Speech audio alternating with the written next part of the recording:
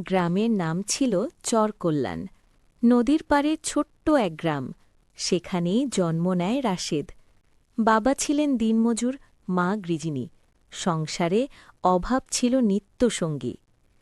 রাশেদের ছোটবেলায় সবচেয়ে বড় স্বপ্ন ছিল একদিন নিজের একটা ঘর হবে, যেখানে বৃষ্টি পড়লেও পানি ঢুকবে না। কিন্তু জীবন তো স্বপ্নের মতো সহজ নয়। এক বর্ষার রাতে নদী ভেঙে ঘর ভাসিয়ে নিয়ে গেল। সেই রাতেই রাশেদ বুঝেছিল জীবন তাকে সহজ কিছু দেবে না। 18 বছর বয়সে রাশেদ শহরে চলে আসে। পকেটে মাত্র 300 টাকা। শহর তাকে স্বাগত জানায়নি, বরং কঠিন পরীক্ষা নিয়েছিল। প্রথম কাজ একটি হোটেলে থালা ধোয়া।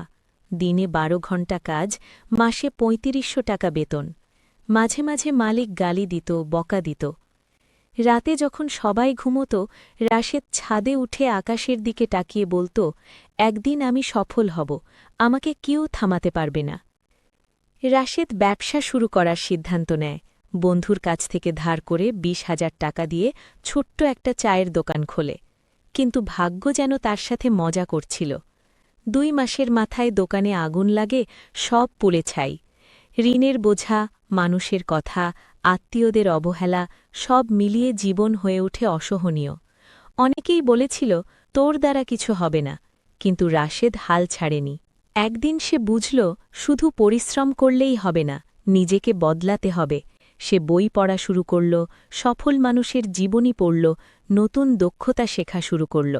দিনে কাজ, রাতে শেখা, ঘুম মাত্র 4 ঘণ্টা।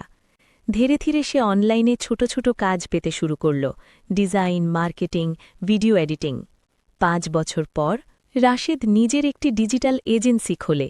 আজ তার অফিসে 25 জন কর্মচারী কাজ করে। যে মানুষ একদিন 3500 টাকার জন্য অপমান সহ্য করেছিল, আজ সে মাসে লাখ লাখ টাকা আয় করে। কিন্তু সবচেয়ে বড় কথা, সে তার গ্রামের জন্য একটি স্কুল তৈরি করেছে, যাতে আর কোনো রাশেদ অশিক্ষার অন্ধকারে না থাকে।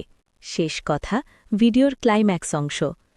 রাশেদ একদিন গ্রামের মাটিতে দাঁড়িয়ে বলেছিল, আমাকে ভাঙতে চেয়েছিল দারিদ্র্য, আমাকে থামাতে চেয়েছিল ব্যর্থতা, কিন্তু আমি হার মানিনি।